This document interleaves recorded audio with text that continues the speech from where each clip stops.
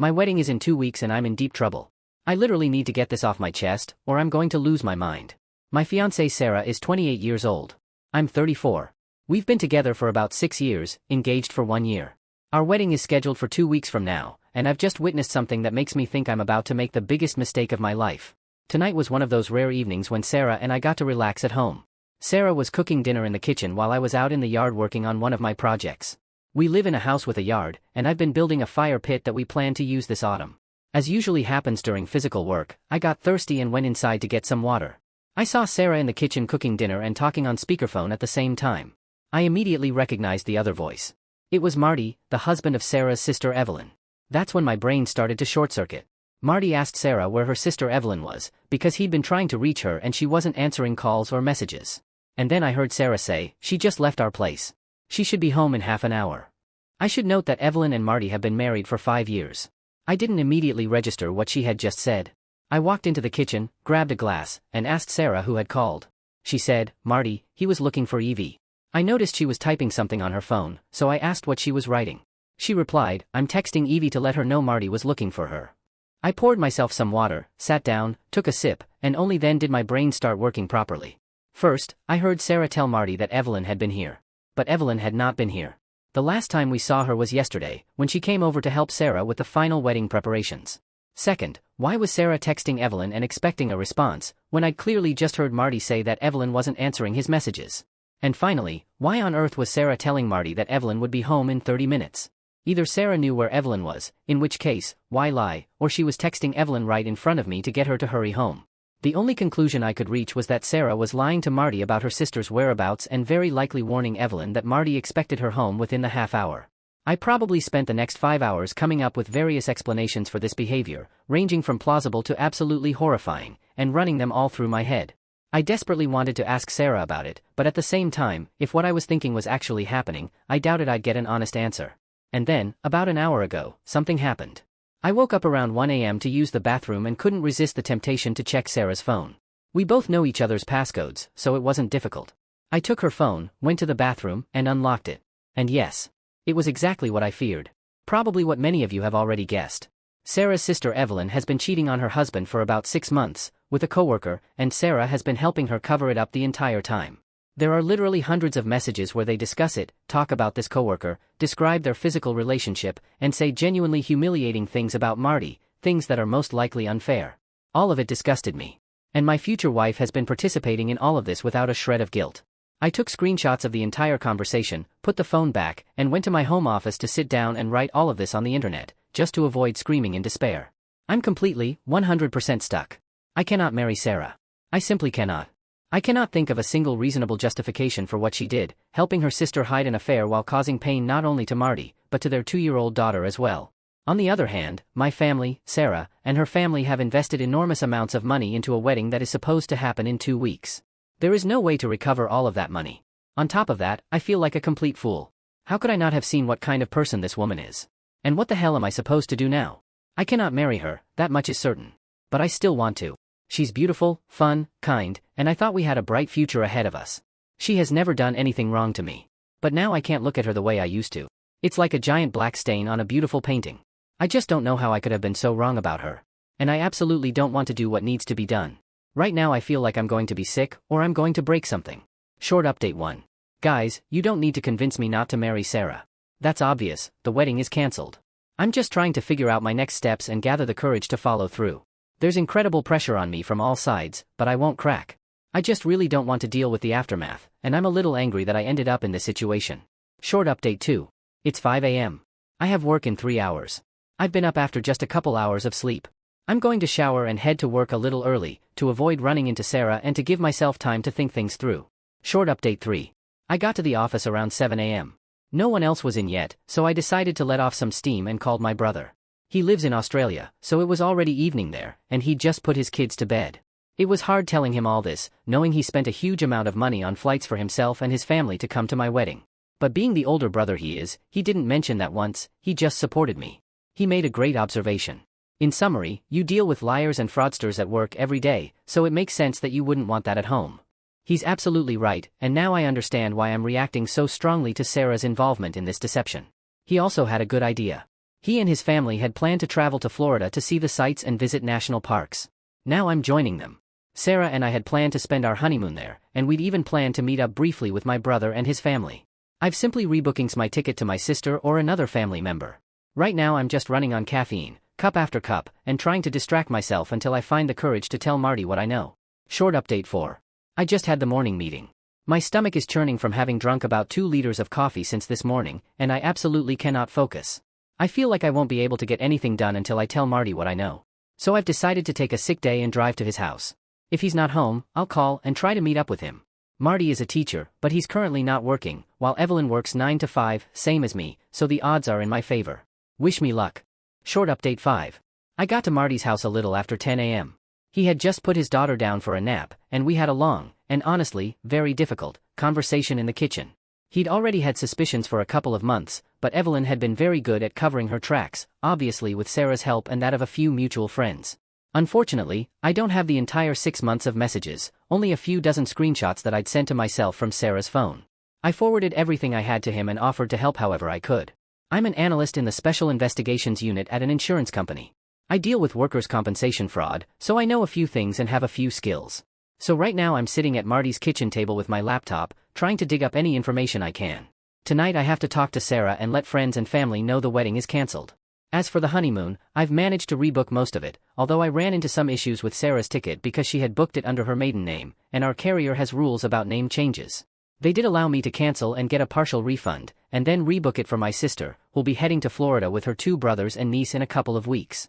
I've decided to hold off on canceling the ceremony and reception venue until after I've spoken to Sarah, so as not to attract attention before Marty has a chance to deal with Evelyn. But I'll definitely be notifying my own family and friends this afternoon and asking them to keep it quiet for now.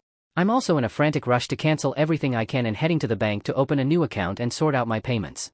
As for finances, many people have been asking, the situation isn't as bad as it could be. The mortgage is in my name alone, since Sarah and I aren't married and my income is higher. However, Sarah contributed about $20,000 toward the down payment compared to my $60,000, so I'll likely have to repay her that amount plus some portion of the mortgage payments over the past 16 months. But it could have been much worse. Update 6. First, I want to say something. I don't hate Sarah. I don't approve of what she did, it honestly disgusts me and I'm shocked at how two-faced she can be, but I don't hate her. I'm just incredibly sad about all of this. The phrase, "I'm in deep trouble," in the title of this post refers primarily to the extremely tight timeline within which I'm being forced to act. Our relationship is in such a state that I simply cannot marry her, and the wedding is 2 weeks away. Maybe if I'd had 2 months, or better yet, a year, to process all of this, my approach would have been completely different. But I don't have that luxury. I need to act fast. In my current state, I simply cannot enter into a marriage. The discussion is closed, guys. Either way, I'll post an update this evening about how the conversation goes. I'm hoping it'll be less dramatic than I expect.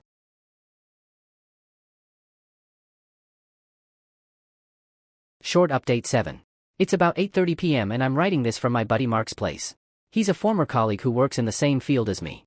As I mentioned in a previous update, I'm an analyst in the Special Investigations Unit at an insurance company. For those who don't know, I'm something like a private investigator. My job involves investigating alleged fraudulent workers' compensation claims. As I said earlier, Marty asked me to help identify the man Evelyn had been cheating with. We only had his name from the messages. Let's call him Jake. The first thing I did was a simple LinkedIn search.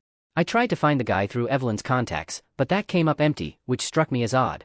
Marty told me Evelyn had plans to go out with colleagues for drinks after work and said she'd be home no earlier than 9 or 10 p.m. He didn't need to spell out what that meant. I understood immediately. I told him I'd help, but he'd have to come with me. After that, I reached out to Mark, explained the situation, and he agreed to meet us later. First, we drove to Marty's parents' house so they could look after their granddaughter. I don't know exactly what Marty told them, as I waited in the car. After that, we headed to Evelyn's workplace, a business park full of nondescript offices with a large, unfenced parking lot. We drove around until we found Evelyn's car, then Marty opened it with his spare set of keys. I gave Marty a voice-activated recorder and a GPS tracker to hide inside the car. Once that was done, we drove off, parked a little further up the street, and waited for my friend and for Evelyn to leave the office. Mark arrived about 20 minutes later and got into the car with us. About an hour after that, Evelyn walked out of the office with 2 of her girlfriends and a tall young man with sandy blonde hair. They were visibly holding hands, and I thought, well, Evelyn, you're certainly making things easy for me. I took a few pictures from the car, then waited for Evelyn to drive away in her car so I could start following her. I initially thought she'd head straight to a hotel or something like that, but instead she went to a pretty nice bar and grill in a good part of town and parked on the street. I drove past her as she was getting out and walking in, then found a free parking spot and set the plan in motion. First, we sent Mark in, since no one there knew him. He had two tasks, to try to get compromising photos of Evelyn and Jake, and to be my alibi. Marty and I stayed in the car for about 20 minutes until I got the first message from Mark. It was photos of Evelyn and Jake kissing in front of two female colleagues. Marty's suspicions were confirmed. Those women had been helping Evelyn hide the affair. Marty was, understandably, very upset and angry. What's more, one of those women turned out to be married, and that couple had been good friends with Marty and Evelyn. Their children were about the same age. I asked Marty if that was enough for him, but he said he wanted to know who this guy was. I tried to convince him we could figure that out later, but he was practically begging me. So I told him to wait, texted Mark that I was coming in, and walked into the bar. The first thing I saw was Evelyn's group laughing and drinking at one of the tall round tables by the window. I paused for a second, put on my best, surprised face, and said to Evelyn, "Evelyn. Hey, what are you doing here?" She was visibly shocked to see me, and the whole group tensed up immediately. Evelyn quickly introduced me as her sister's fiancé and added that we were getting married in 2 weeks. Everyone started congratulating us. I thanked them, extended a hand to the blonde man and introduced myself with my full name, hoping he'd do the same. He did, and I was a bit surprised. His name wasn't Jake. I introduced myself to the others and told Evelyn I'd come to meet a colleague, waved over at Mark, and excused myself to leave. When I reached Mark, I told him the man's name, and we both grabbed our phones to do a quick search. It took us a bit of time. We found his social media and a couple of court judgments against him. Everything clicked into place when we discovered that Jake was his middle name. At that point I was simply relieved that Evelyn wasn't cheating on Marty with two different coworkers. It turned out Jake was 26, married, and had a 1-year-old daughter. The situation was getting better, well, worse, actually. I texted Marty the man's name and decided to take a risk and ask him to wait just a couple more minutes. Essentially, I was just watching what was happening in the bar. I was in Evelyn's line of sight, and out of the corner of my eye I could see that no one in her group was happy about my presence, and it was definitely ruining their evening. That was good. This went on for about another 10 minutes. Then I told Marty to send Evelyn a text saying he'd be spending the night at his parents' with their daughter. Shortly after, I watched Evelyn pull out her phone, show the message to Jake, and the whole group began gathering their things. Evelyn came over to say goodbye and asked if Sarah and I would like to come over for dinner on the weekend. I smiled, said that sounded great, and wished her and her colleagues a good evening. Mark and I waited for them to leave, settled the bill, and hurried back to Marty, who was waiting for us. We were a bit delayed. I'd assumed Evelyn might have already booked a hotel room and was heading there, which would have complicated things and limited my options. But it turned out the evening had been planned as a simple drinks outing, and it was only after Marty said he'd be staying at his parents' that things escalated. Evelyn drove straight home, and we followed at a safe distance, parking at the end of the street. After a while, another car pulled into Evelyn's driveway. Jake got out, walked to the door, and was let in by Evelyn. They went inside together. It was around 7:30 p.m. at that point, and I had my own business to attend to that evening. I think, as a friend, I'd done everything I could for Marty. The next part was his to handle. I genuinely feel for the guy, but I didn't want to get any deeper into this drama than I already was. Being a co-conspirator in his confrontation with his unfaithful wife was beyond what I was able to do, especially given my own situation. Marty said he'd be fine and could handle it himself. Apparently, he turned out to be a bigger man than Evelyn had given him credit for.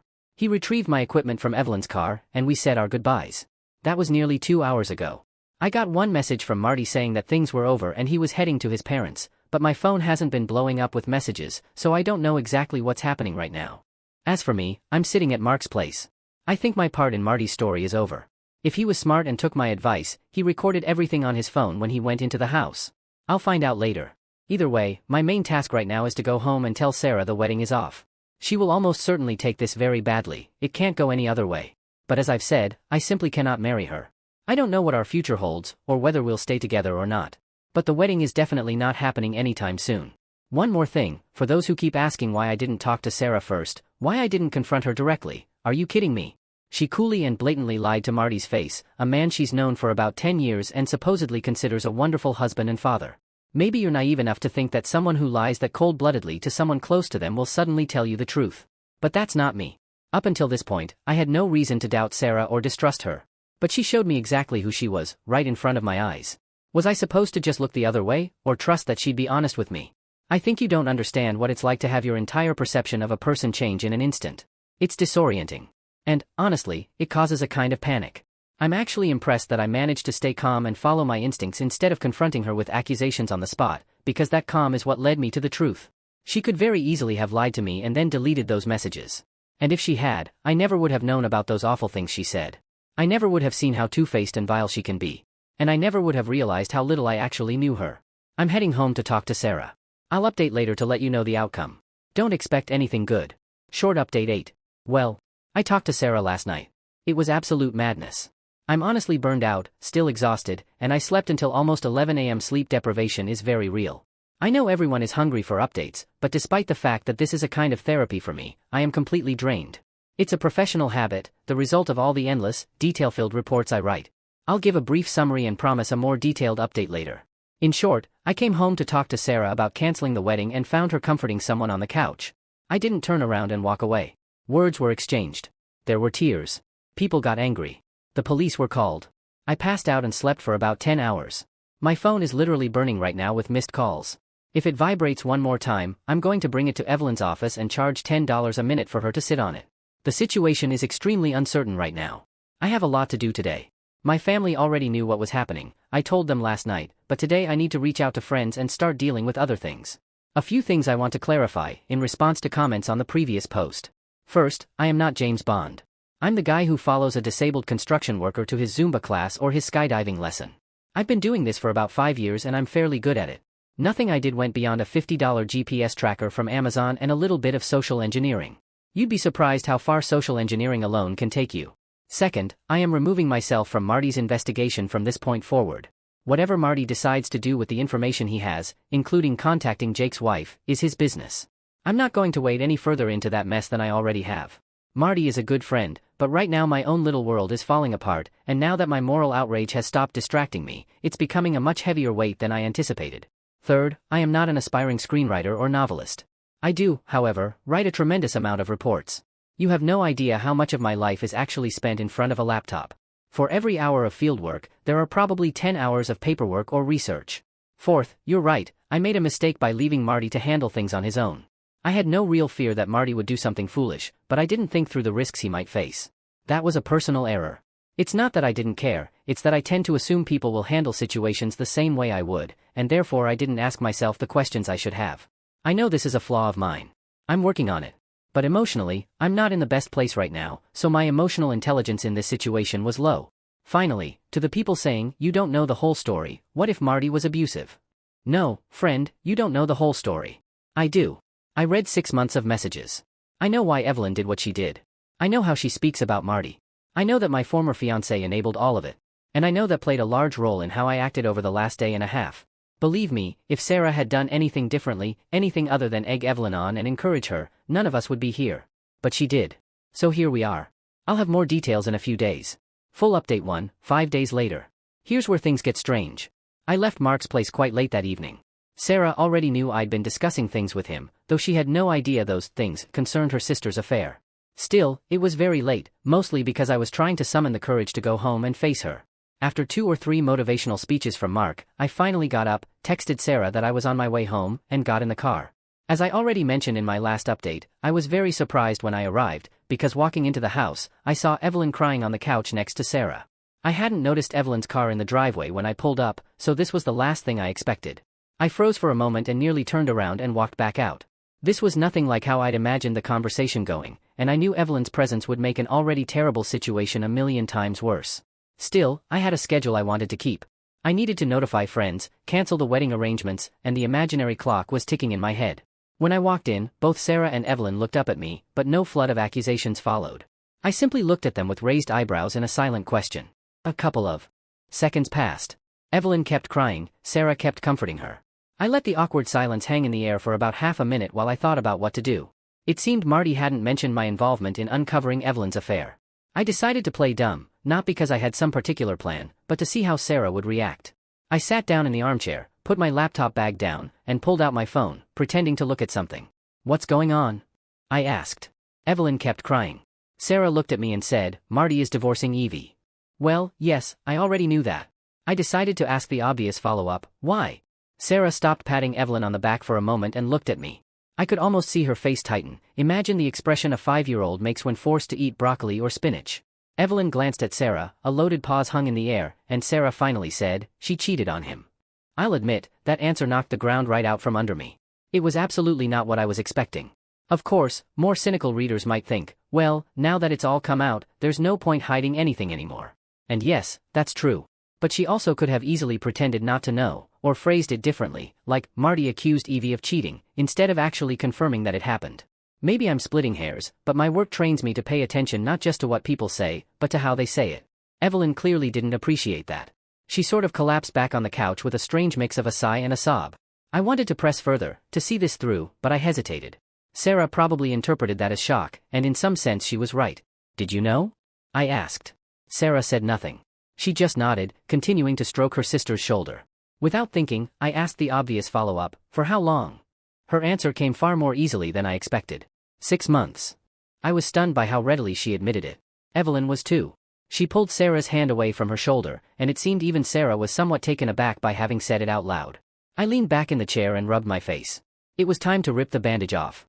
We're not getting married. Their faces fell, and a chorus of "What? What do you mean?" erupted from both sisters. I stood up and repeated, "We're not getting married. I cannot marry someone who covers up an affair, especially for 6 months." Sarah leapt off the couch, arms wide open, her body language screaming, "You can't be serious." But I simply raised my hands in front of me. I don't like this one bit. I don't like that you took part in this. And I don't want to marry you. It would be a mistake. The tears started immediately. Even Evelyn made that expression, lips parted like a fish trying to breathe in open air. Sarah's sobs came next, followed by accusations that I didn't love her, appeals to my sense of duty, to the lost money, to the inconvenience for all our friends, to the shame this would bring. Honestly, these were all things I'd already thought about. But hearing them from Sarah through the sobs that racked her body was something else entirely. At that point, I probably made a big mistake, though maybe not, because I don't know how long Marty planned to keep my involvement a secret. In an attempt to convince Sarah my decision was final, I said, "Listen, I already cancelled the honeymoon. It's not happening." I realized that was a bombshell the moment the words left my mouth. The explosion came almost instantly. Evelyn, to her credit, had always been quick on the uptake, which is probably what let her hide the affair for so long. I could almost see her putting the pieces together, remembering my appearance at the bar earlier that evening. She swore at me and lunged. I'm not a huge guy, but I'm not a weakling either. Still, with the force with which Evelyn came at me, I stumbled backward and barely managed to raise my arms before she started clawing at my face with her nails. I nearly dropped the phone I was still holding, but I managed to push her away and shout, "Evelyn, calm down. Sarah, hold your sister." Evelyn tried to charge at me again, but, to my surprise, Sarah did exactly what I asked. She wrapped her arms around her sister's waist and held her in place. I looked at Evelyn and shouted, "Get out of here right now, or I'm calling the police." I held up my phone for emphasis. Sarah asked us both to calm down and said Evelyn had nowhere to go, Marty had taken her car keys. That explained the absence of her car in the driveway. I was 100% done with Evelyn and intended to make that clear. I went to my home office, locked the door, and called the police. I reported that I had been attacked by my fiancé's sister in my own home, that I had locked myself in my office, that my face was bleeding, Evelyn had scratched me pretty badly near my left eye and my vision was blurry, and that I feared for my safety. I even told them I had recorded the incident on my phone. As soon as I finished the call, Sarah started knocking on the door. "Please come out. We need to talk about this. Please. I love you. We don't have to do this. Evelyn is sorry. She wants to apologize." I was fairly certain that last part was a lie, but Sarah was clearly in a panic. I didn't respond. Her attempts to convince me to come out stopped, probably right at the moment the police knocked on the front door. I heard Sarah talking to them and decided to come out. 2 male officers. One looked younger than me, about Sarah's age. The other was older and seemed more annoyed. I introduced myself, pointed to Evelyn, and stated that she had attacked me. I offered to show them the video I'd recorded. The younger officer asked if I wanted to press charges. I said yes. He asked again. I said yes again. At that point both officers exchanged a look, and before the younger one could open his mouth, I said, "Yes, God damn it, I want to press charges. I have video, and this case is going to court. Otherwise, I'll call your supervisor." And I named his name. They seemed surprised I knew it. He and I aren't friends, but my job involves regular contact with local law enforcement, and I've spoken on the phone with many supervisors and managers over the years. Honestly, by this point I was furious. I understand what those officers were thinking, but I absolutely didn't agree with it. The facts were the facts. Yes, I wasn't bleeding out on the floor, but Evelyn had attacked me in my own home, and I wanted her removed. Fortunately, the situation didn't escalate further. The 2 officers handcuffed Evelyn and put her in the patrol car. She was screaming and wailing like she'd lost her mind. Sarah was barely better. She kept repeating, "No, please, no," over and over. The younger officer came back and asked if everything was all right here. I said I was going to bed. He asked Sarah again if everything was okay, but she didn't respond right away, so he repeated, "Are you all right, ma'am?" It was clear he was probing the situation. At that point I started wondering whether I even wanted to stay in the house. My parents live a couple of hours away, and the thought of how broke I was going to be in the near future ruled out both their place and a hotel. So I decided to sleep in the guest room. Sarah tried to start a conversation or convince me to come back to our bed, but I just told her we'd talk tomorrow, that I was tired, and didn't want to be disturbed. Thankfully, she left me alone, and I fell into a deep sleep, deeper than I'd slept in years.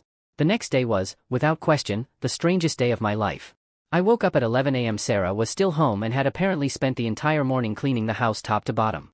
The floors were gleaming, the toilets were spotless. I could have licked the bathroom linoleum and it probably would have tasted like mint. She'd clearly been busy all morning, but when she saw me, she kept her distance, as if she wanted to say something but didn't dare. I understood.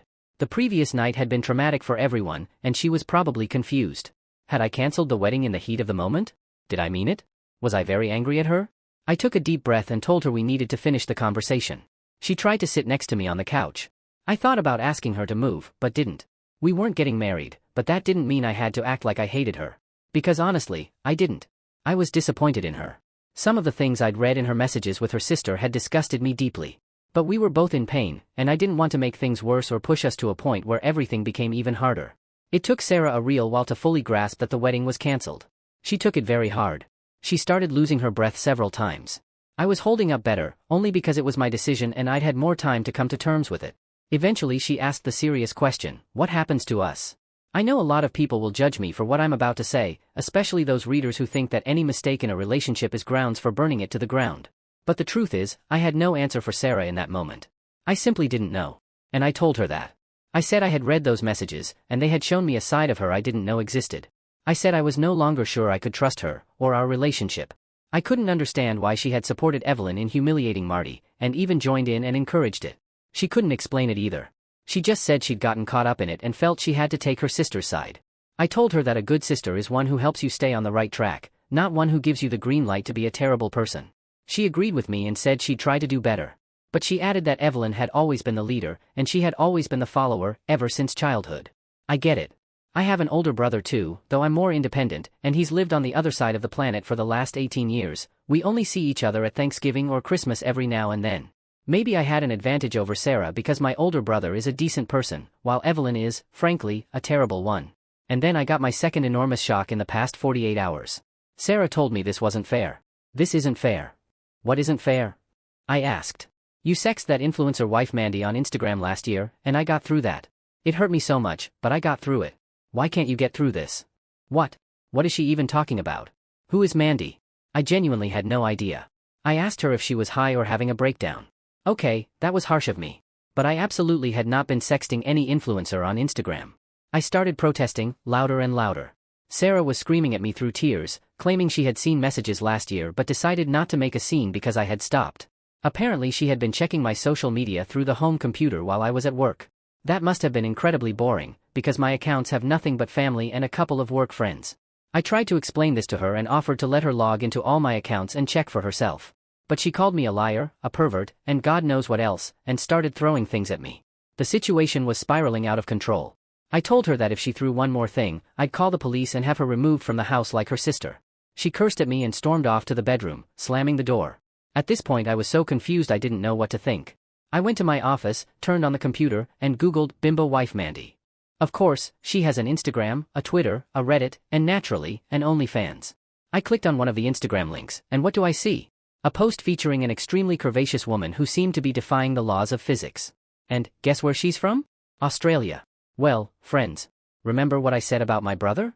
Guess who visited us last Christmas from Australia, and who I said, of course, use my office computer to play games if you can't sleep from the jet lag.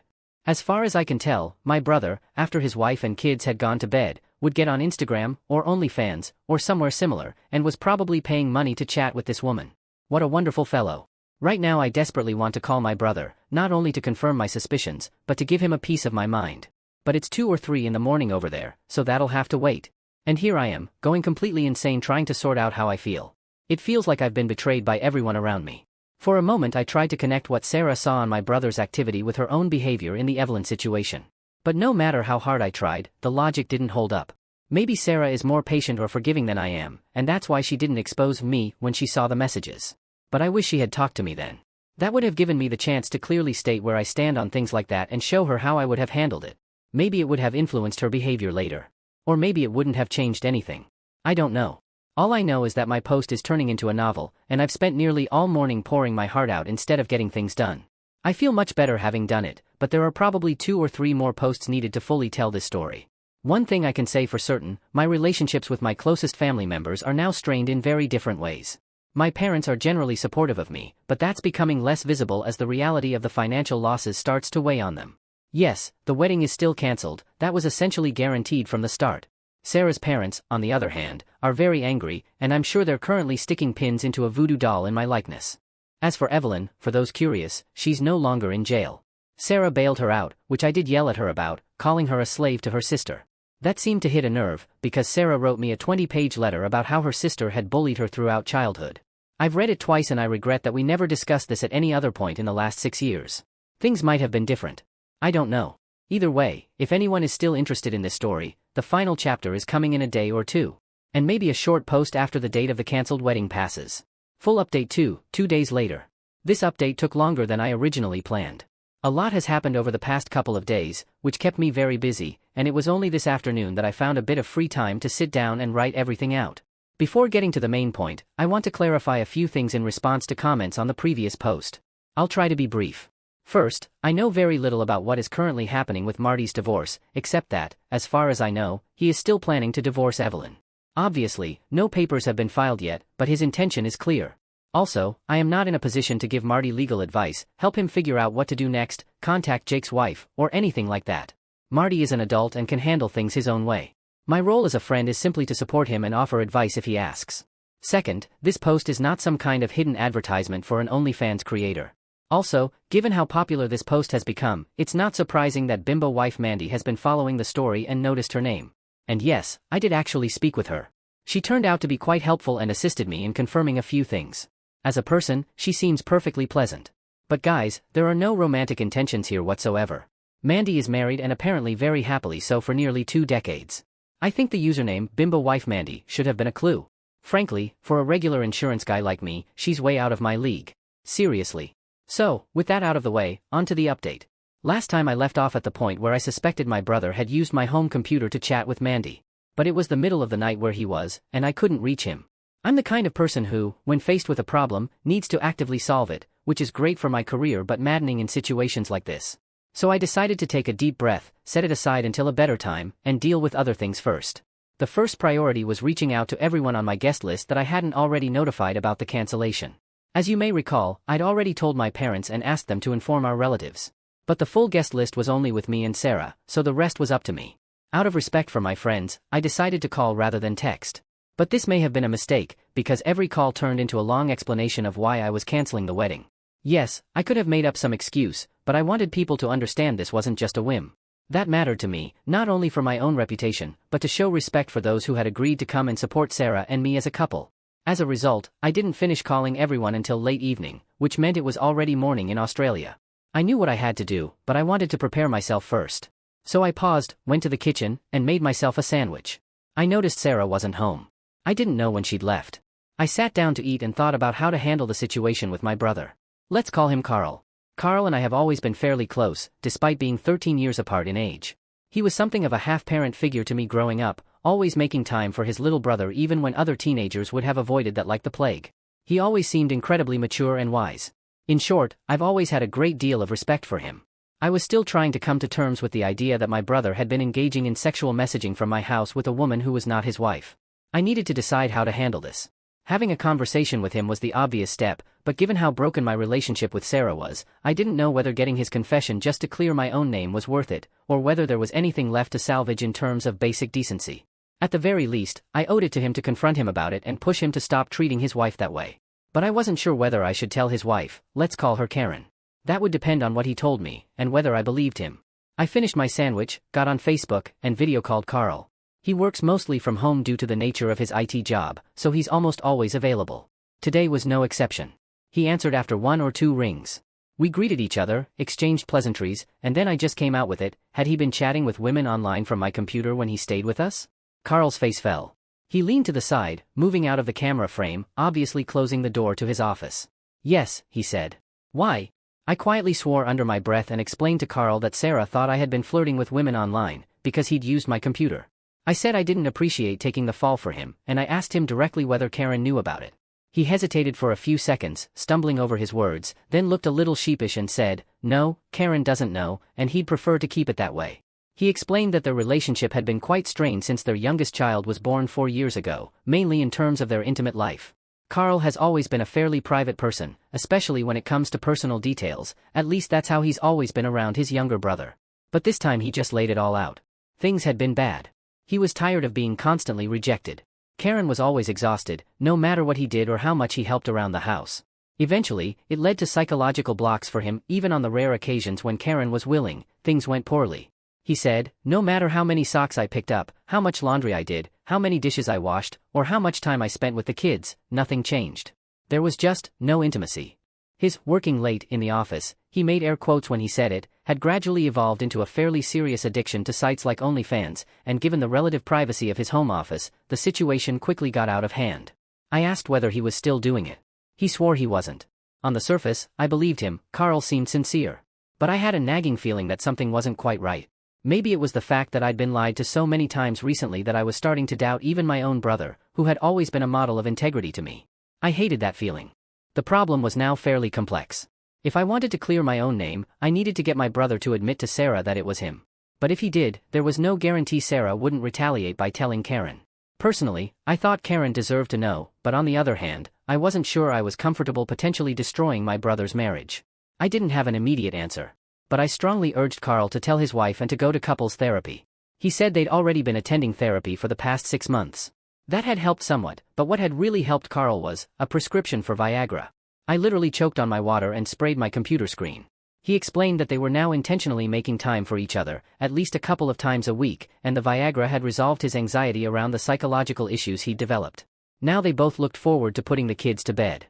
He said something like, "Look, things are finally moving in the right direction. Please don't blow this up for us." I really, truly did not want to destroy my brother's marriage, not just for Carl and Karen's sake, but for the sake of my 2 nieces as well. If Carl was telling the truth, I could be tossing a bomb into a relationship that had only just begun to heal. The outcome would be unpredictable. So, and I know this will disappoint some people, in that moment I decided the best course of action was to wait and do nothing. I was going to see Carl in person in just a couple of weeks, and when we were alone with a drink or two, I'd get to the bottom of it. That seemed like the best approach under the circumstances. That night I went to bed early. I hadn't seen Sarah until the following morning. She looked exhausted, clearly hadn't slept much. I asked where she'd been, mostly out of habit. After all, we'd been together for nearly 6 years. She said she'd gone to court for Evelyn's hearing to post bail, then taken her to her parents' house and spent the night there. Sarah made a point of mentioning how awful it had been to explain to her parents that I had cancelled the wedding. I asked whether her parents knew the reason, and she snapped, "Of course they do." I tried to stay calm, but I was losing it. I snapped back, "Are you going to move back in with them so they can keep both daughters under supervision?" That was childish and petty of me. The fact that Evelyn had bailed out of jail infuriated me beyond measure. "Don't be a jerk," she said. "Then stop being Evelyn's little puppet," I replied. I saw Sarah visibly flinch. Those words clearly hit something deep. Tears began forming in the corners of her eyes. I cooled down. We just stood there in our living room, miles apart, saying nothing, until Sarah decided to break the silence. "Our parents will be here at 3 o'clock. I literally put my palm to my forehead. I was about to yell at her for not consulting me, but I realized it was just my ego. Honestly, I did need to meet with both sets of parents to sort out the remaining wedding deposits and to explain in person, at least once, why the wedding wasn't happening. Fine. This just needs to be done. 3 o'clock came, and our parents arrived. We all sat around the large kitchen table that Sarah had bought about a month after we moved into the house. It was secondhand, but she adored it, solid oak with a beautiful finish, seating for up to 8. She had always dreamed of hosting big family dinners at that table. Just not like this. The next 3 hours were exhausting. No one was happy, which was fair enough. The best support came, as expected, from my own parents, though even that was restrained. The vibe was, "Well, it's his decision," which could be read as, "We also think this is madness, but we'll support him anyway." Honestly, that was enough. I didn't need my parents to be associated with the shame of a cancelled wedding. I was prepared to take that on myself. In the end, we reached a workable agreement about the wedding costs. We'd try to recover money wherever possible and divide expenses based on who had paid for what. For example, I had paid for the honeymoon in full, while Sarah's parents had paid for the flowers. Any unrecoverable losses would be shared proportionally. But when the topic of the house came up, Sarah flatly refused my suggestion to reimburse her or her parents for her share of the down payment. In essence, she had no intention of moving out. As you can probably guess, Sarah and I hadn't really discussed, in any detail, the question of who was going to live where. The very fact that I had brought up repaying her share implied that I expected her to move out, and that clearly shocked her, because it meant I expected our relationship to be over entirely. She made a scene, and I don't blame her. I should have sorted out our relationship status before trying to discuss a payment plan in front of her parents. Now everyone understood where I stood, and while the parents had probably anticipated it, or at least suspected, Sarah was blindsided. She categorically refused to accept that we were breaking up. "I am not moving out of my home, and we are not breaking up," she declared. And that was how my Sunday evening ended. After the parents left, Sarah and I tried to talk again, but we kept going in circles. I had to restrain my natural instinct to dig in and insist on my position. Honestly, I was utterly exhausted and just wanted to switch my brain off. Believe it or not, we ended up simply sitting on the couch together, watching a movie in silence, until it was time for bed. We ended the conversation with, "We'll talk about it tomorrow," and went to separate rooms. On Monday I woke up and found a long handwritten letter from Sarah slipped under the door. I glanced at the first few pages, decided I'd deal with it later, and headed to work. Sarah was still asleep when I left. At the office I rescheduled several meetings and started calling venues and vendors from my list. The rest were being handled by Sarah or her parents. The results were mixed. The catering company insisted on full payment for most of their services, arguing that they'd already ordered the majority of the food. I pushed back, asking if they expected me to eat a week's worth of steak at my own wedding, but they were unmoved. When I tried to escalate to the head of the company and explain the situation, it only hardened her resolve to squeeze as much out of me as possible. The DJ, on the other hand, turned out to be an extraordinarily decent person and refunded almost the entire fee, though it wasn't a large sum to begin with. Between calls and work, I found time to read Sarah's letter. A 20-page letter. So I'll just give you the gist. The main point was that from childhood, Sarah had been bullied by Evelyn, and her way of coping was essentially to agree with everything Evelyn wanted or said. She wrote that this had become a kind of universal operating principle for her. She was afraid to rock the boat, cause problems, or even express her own opinions. She was afraid of being rejected or unloved. I thought about this.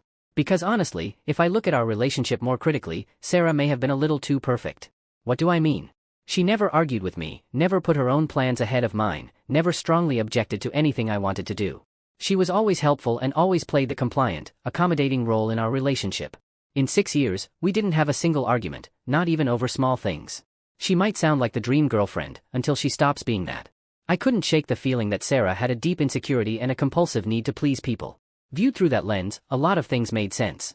I began to realize that despite 6 years together, I didn't actually know Sarah all that well.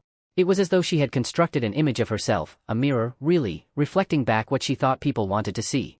In our relationship, she played the role of the perfect girlfriend, never letting me inside to see who she truly was. And even what I'd seen in those text messages wasn't necessarily the real Sarah, it was more likely a reflection of Evelyn, with all her flaws and ugly traits. It may sound strange, but I got the feeling we'd had an unequal relationship. Maybe she loves me for who I am, and maybe I only ever loved the mirror she held up in front of me. I don't know. Maybe that sounds too abstract. What I can say is that over the past few days I've learned more about Sarah than I did in the previous 6 years, and her letter was the first real glimpse into her childhood. That evening we talked more openly than we ever had before, about her childhood, and about her behavior patterns. We came to the conclusion that she needs help. Sarah is an adult woman who has, unfortunately, been stuck in the role of a child, too frightened to disappoint anyone. Her fear of her sister's anger, her parents' disapproval, or losing the love of those close to her has literally been running her life. This approach to relationships simply doesn't work. After that conversation, I felt significantly more confident in my decision to cancel the wedding. In fact, it couldn't have been more right. And that evening, I went to bed with far less anxiety than I'd felt in days. Full update 3 weeks later. I'm sorry this update took so long. Honestly, after the chaos began to settle down and the constant state of high alert started to fade, I sank into a deep depression that drained all my energy, and recounting this kind of mess became incredibly heavy. But the wedding date has now passed. I'm on vacation with my brother, sister, and Carl's family. I'm finally starting to feel like most of this is behind me. So, updates. On my brother and his wife, everything is fine. As I mentioned in the previous post, I strongly urged Carl to tell Karen about his, shall we say, sexting with the Australian woman and his OnlyFans use. I also reached out to Mandy herself, to cross-reference Carl's account. By her telling, the timeline checks out, and moreover, his account on OnlyFans no longer exists. She could have lied to protect a client, but I don't think that's the case. She came across as genuine. As for Carl, he did tell his wife, during one of their couples therapy sessions. According to him, she took it quite calmly and considers it a thing of the past.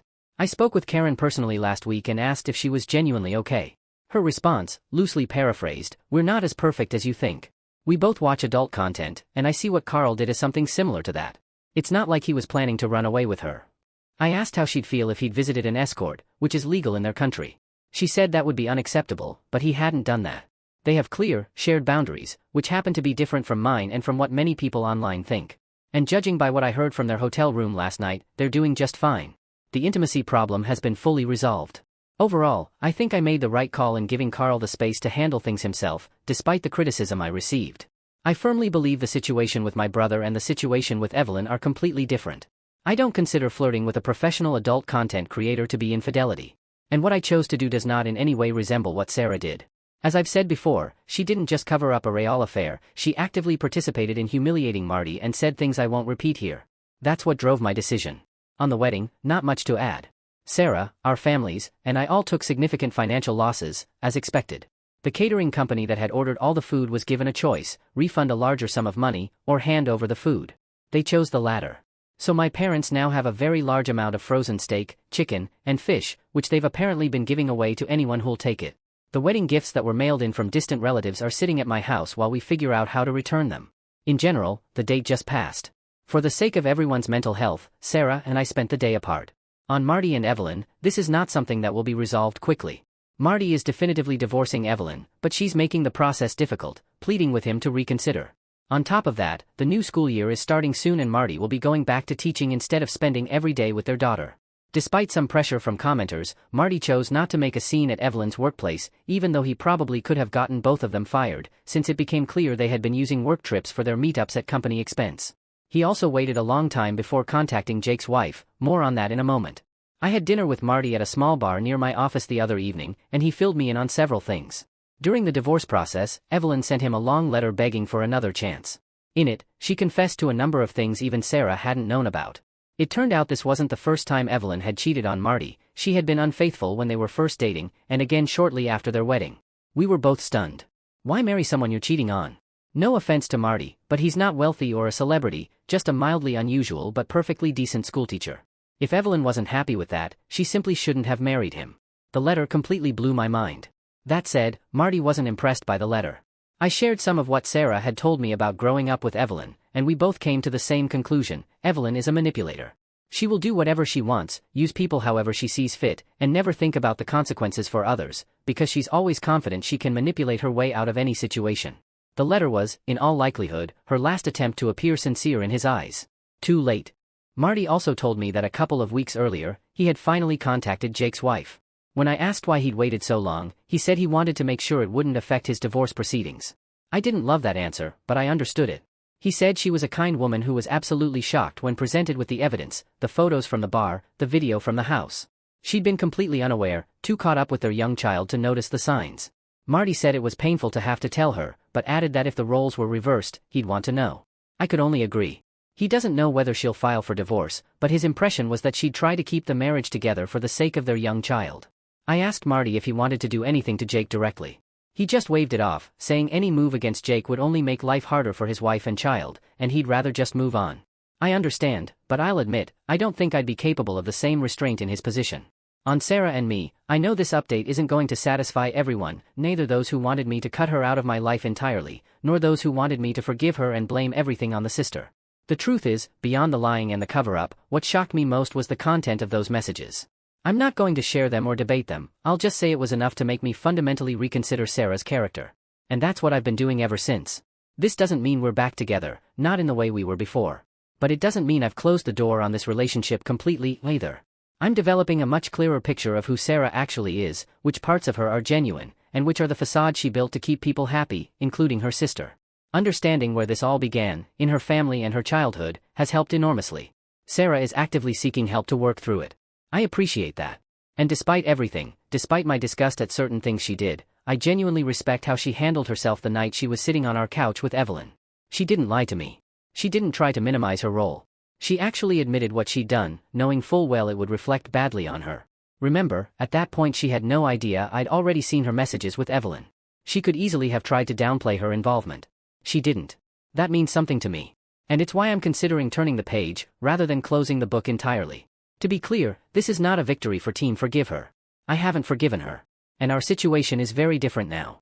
Sarah has moved back into her old childhood bedroom at her parents' house, along with Evelyn, though Sarah will probably move out in a couple of weeks because, as she says, the environment there is not conducive to her mental health or her healing process. I've been repaying her share of the house in bi-weekly installments from my salary until the full amount is paid. This will help her cover rent on her own apartment. We are definitely not together right now. Sarah initially refused to accept this, which I understand. I can even sympathize with her. But if her emotional problems are as deep as she says, then our separation might be exactly the push she needs to finally get real help. Simply forgiving her would have been like slapping a bandage over a wound, which, long-term, would have been catastrophic for our relationship. I wish she had opened up to me earlier. I would have preferred to face this as a loving partner, supporting her. But she didn't give me that chance. And that's a loss I grieve. So right now, Sarah and I are in a kind of wait-and-see mode. There's a chance one of us, probably me, will eventually decide enough is enough and end things entirely. But honestly, I have no desire to complicate my life further by jumping into a relationship with someone else right now. So I think we have a few months before we arrive at any final decision. And I'm okay with that. Not everything in life needs to move at full speed. Overall, I'm doing all right. We're financially separated, not living together, and I'm approaching everything with a degree of cynicism. I'm also looking for a therapist, someone to help me process the events of the past several weeks, and to help me understand the patterns in my relationship with Sarah. Because I genuinely believe that while I may have been deceived by her behavior, it was partly my own willingness to be deceived. Who wouldn't want a girlfriend who never argues, always wants to do what you want, and tries to make you happy at the expense of herself? The thing I'm grappling with most, and perhaps Sarah is too, is this: to what extent is her behavior driven by genuine love for me, and to what extent by a deep-seated need to please people, rooted in her fear of rejection and abandonment? If we don't give up on each other, I believe we'll find the answer. And that answer will tell us what to do about our future. I understand this isn't the update many of you were waiting for. But it's all I have for now. Update 4, would I be a jerk if I refused to help my friend? Honestly, I hope this makes sense, because sometimes even I can't quite follow my own train of thought. 2 days ago, Sarah came to me and said she'd overheard her sister and her parents plotting to file false accusations against Marty in order to trigger an emergency custody hearing. Sarah wants me to help her stop them. I think Sarah genuinely is a good person and sincerely wants to help Marty. But I also suspect she's trying to draw me into this situation to prove to me that she hates her sister. After all, Evelyn is one of the main reasons Sarah is now my former fiancée. My first instinct was to tell her to just inform Marty and his lawyer about what she knows and leave it at that. But she's insisting I help set up something, some kind of sting, to gather evidence for Marty. Her most persuasive argument is that an opportunity like this may never come again. I agree with that. But assuming I really could help, would I be a jerk for refusing? Especially when my main motivation would be distrust of Sarah's intentions? After all, she could theoretically just testify as a witness on Marty's behalf if it came to that. Update 5, 3 months later. Some of you left helpful comments on the previous post, and they did help me clarify my thinking. I came to the conclusion that my distrust of Sarah's sincerity was probably exaggerated. It became abundantly clear that her relationship with Marty wasn't nearly as central a motivation as I'd egocentrically assumed.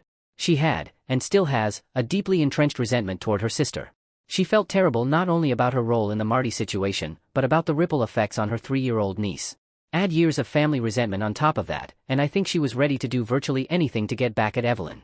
And the simple reason she came to me, rather than anyone else, is that of all the people she knows, I was the most likely to help and give useful advice. I'll admit I was overly cynical in thinking she was using the situation to look like she was working on herself, in my eyes. When I thought about it more clearly, I realized that not everything in her life revolves around me or our relationship. Lesson learned for anyone who has survived a betrayal: you can rob yourself of positive experiences if you keep living in the past instead of the present. Although Sarah had warned me about her family's plot, I was absolutely certain I needed to inform Marty as soon as possible, regardless of Sarah's preference for a more cautious approach. That said, I made one last attempt to convince Sarah to reach out to Marty herself, since I believed that could help them begin to repair their relationship. As I expected, she was too emotionally unprepared to face her family alone, especially given that she'd spent her entire life being bullied by them, and was now financially dependent on them while living in their house. We talked it over, and I promised her that if things went badly, I'd help her find somewhere else to live if needed. She asked if I'd go with her when she spoke to Marty. I almost said yes out of habit, but in the end I declined. I told her I thought it would be better for her to do it on her own. After some reluctance, she agreed. I wasn't there for the conversation between Sarah and Marty. It happened at his parents' house. Naturally, Marty's family knew about Sarah's role in concealing the affair, and a few unkind words were directed her way.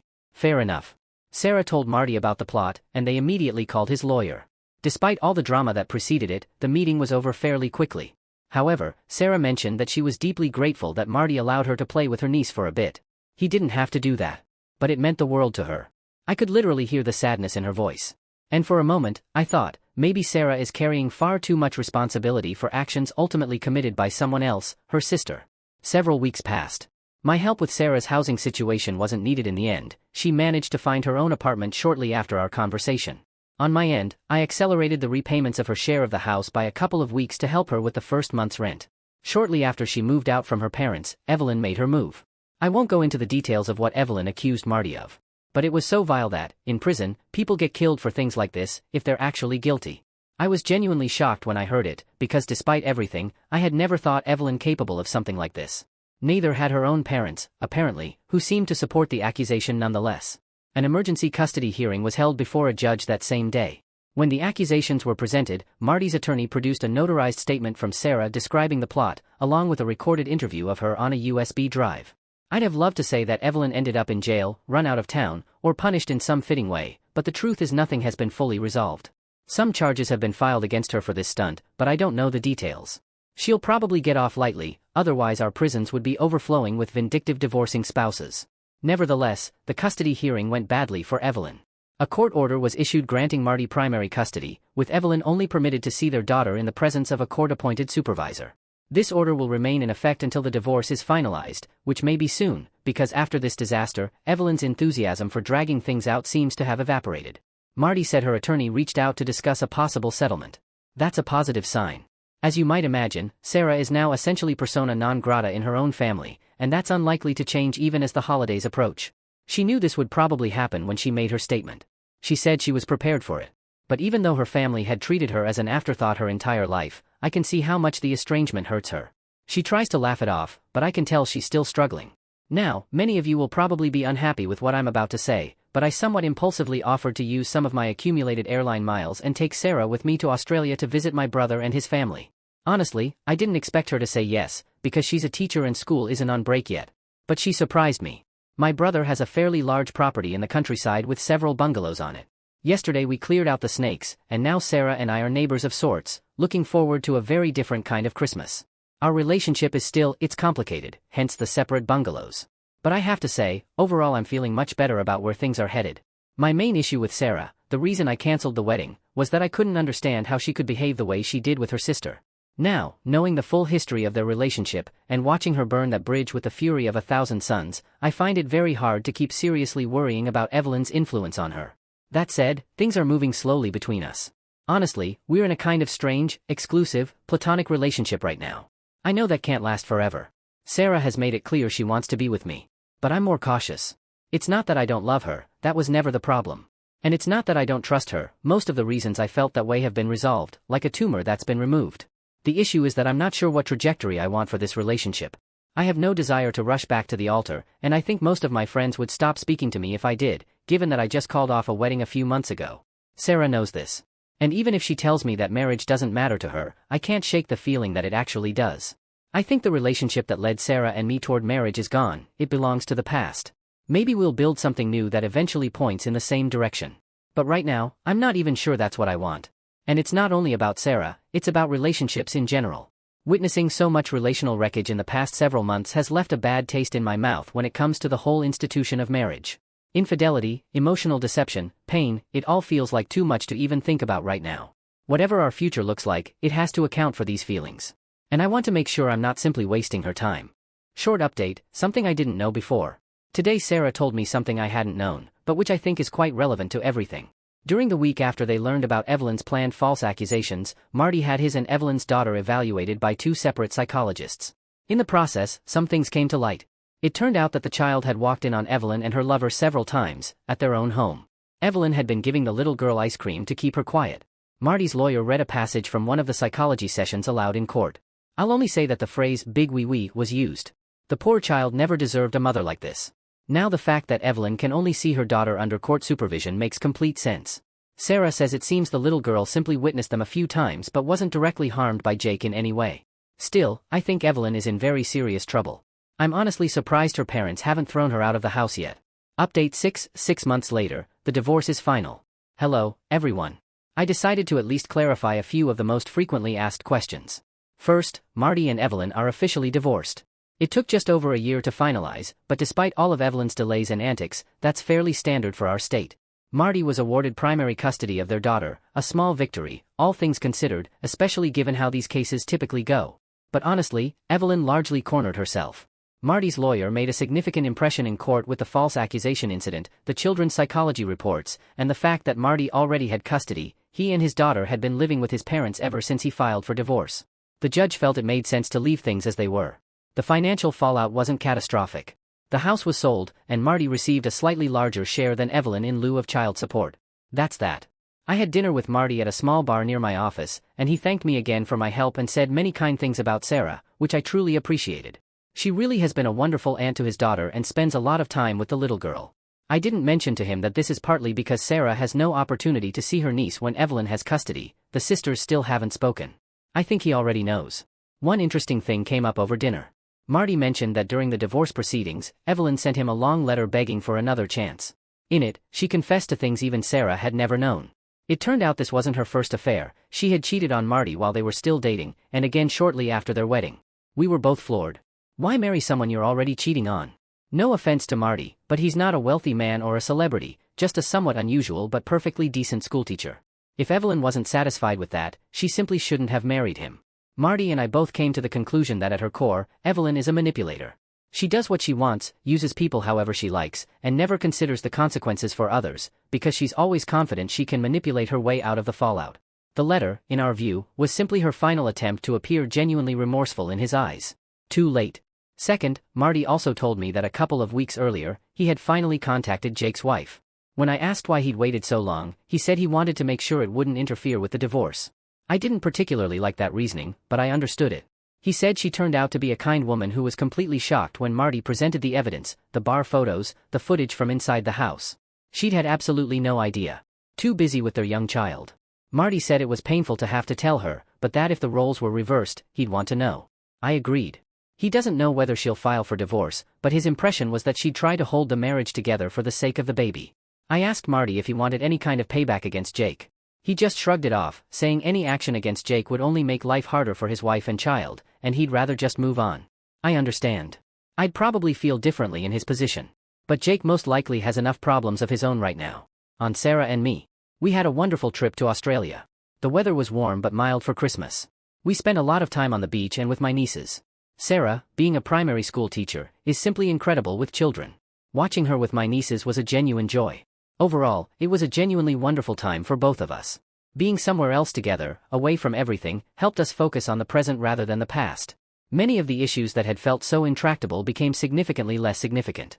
That's not to say no difficult topics remained. My reluctance to remarry turned out to be a genuinely painful subject for Sarah. And honestly, the better things got between us, the more it became a point of tension. I had to explain that it wasn't just about us or our relationship, it was that over a short period of time, I had witnessed enormous amounts of damage done by marriage. Infidelity, emotional deception, pain. The institution as a whole felt too heavy to even contemplate right now. Sarah sat with that for a few days, and then one evening, while we were clearing the dinner table, she asked me, "Do you ever see yourself having children?" It was an important question, and one I hadn't really asked myself lately. Because here's the thing, one of the things I had always looked forward to was starting a family with Sarah. I genuinely believe she would be an extraordinary mother. The way she is with children every single day, it's clearly her calling. Watching her with my nieces confirmed it completely. So I realized that while I had, emotionally, given up on the idea of marriage, I hadn't given up on the idea of family. That sounds strange, but it's true. I hadn't fully worked through that yet. Sarah's question forced me to think about the long term, something I'd been actively avoiding. And in that moment, I couldn't give her a clear answer. I was pretty open with Sarah about what I was feeling, and she seemed to understand. She said, "I want a family too. But even if you don't, I'd still want to be with you." That was lovely to hear, but I wouldn't feel right about that arrangement. As I said, Sarah would be an extraordinary mother. It doesn't feel fair to deny her that. We talked about it more. I tried to make the point that she'd be giving up too much, and she held firm. In the end, we agreed to both sit with it a little longer and come back to the conversation later. So I sat with it. I know some people never want children. But deep down, I always knew I did. A family, a mom and a dad, under one roof with their kids. At that point, the question of whether to be married or not becomes almost irrelevant. Because if you separate, you'll have child support, shared custody, and you'll essentially be co-parenting like quasi-spouses, with or without a certificate. You can call it whatever you want, but it amounts to the same thing. Having accepted that, I asked myself, could I enter into that kind of commitment, shared parenthood, or a common-law marriage, with any woman other than Sarah? Would it feel easier to make that kind of promise to someone else? The more I thought about it, the more I doubted it. I love Sarah. That was never in question. My trust in her took a serious blow, but given more time and less pressure, without the looming wedding, we might have been able to work through it. I'm now fairly convinced that the time pressure had played a significant role in my decision to cancel the wedding. Which is not to say we rushed off to the registry office. But Sarah and I did sit down and have a long, overdue, genuinely honest conversation about our future. I admitted that I still want a family. She said that if we have children, she'd prefer to be married, or at least living together. I pointed out that in our state, that's essentially the same thing after a few years anyway. She acknowledged that. And then she surprised me. She reached into her bag and pulled out an envelope and handed it to me. I expected another letter. But it wasn't a letter. It was a prenuptial agreement. I asked when she drafted it. She said it was shortly after we separated. She had originally planned to show it to me as a way of demonstrating that she was serious, but she thought better of it when she understood my position on our relationship. I felt I needed to listen to what you were telling me, instead of trying to change your mind, she said. That floored me. Because I'd been operating under the assumption, clearly mistaken, that she was far more bitter about the cancelled wedding than she let on. She said she'd been more heartbroken than angry. And if she was angry, it was only at herself, for her own mistakes. Still, she'd kept the agreement, probably because she hoped that someday, if the opportunity arose, it might demonstrate just how serious she was. I asked, if I proposed, would you have shown it to me? Absolutely, she said. I need you to fully trust me. I don't want to let you, or myself, down again. I've gotten quite good at reading people. That sounded like one of the most honest things I've ever heard. I read the agreement. I checked the date, it matched. It seemed entirely reasonable, and there was even a clause defining infidelity, clearly spelling out what would count. That caught my eye. I mentioned it, and she said we could revisit and negotiate the specifics later, but that the core structure was sound. I agreed. In any case, we set the agreement aside for now and talked about what would come next. In short, I asked her to move back in with me. I think it stunned her, because she immediately started crying. Sarah is a terrible crier even when she's happy. My shirt paid the price. She still has a few months left on her lease, so she'll wait until it's up and then move back into the house with me. She mentioned she'd want to sign some kind of rental agreement when she moved in. I told her that was going a bit far. But I understand why she said it. I won't say this felt like closing one chapter and opening another, because it's not quite that. We've spent a long time sorting through our feelings, talking to each other. And on my end, I've been closely watching her actions. There was one moment that was genuinely sad. Sarah told me this was the best thing that had happened to her in a long time, and she had almost no one to tell. Not because she doesn't speak to Evelyn, they're estranged, but because she still doesn't have a relationship with her parents. Her father has tried to reach out, but she and her mother are behaving as though the other doesn't exist. I have complicated feelings about that. On one hand, I think her family has been a serious source of harm for her, and even as she works through it in therapy, we both understand she's not ready to face them yet. On the other hand, I feel sad that things have to be this way for her. My family and her family seem like near complete opposites. And I find myself wishing she had grown up in a family more like mine, one with strong sibling bonds and loving parents. That's something Sarah never truly experienced. And that grieves me. It grieves her too. But if there's a bright side, my family never stopped caring about her. Even my parents, I think, were quietly hoping we'd work things out.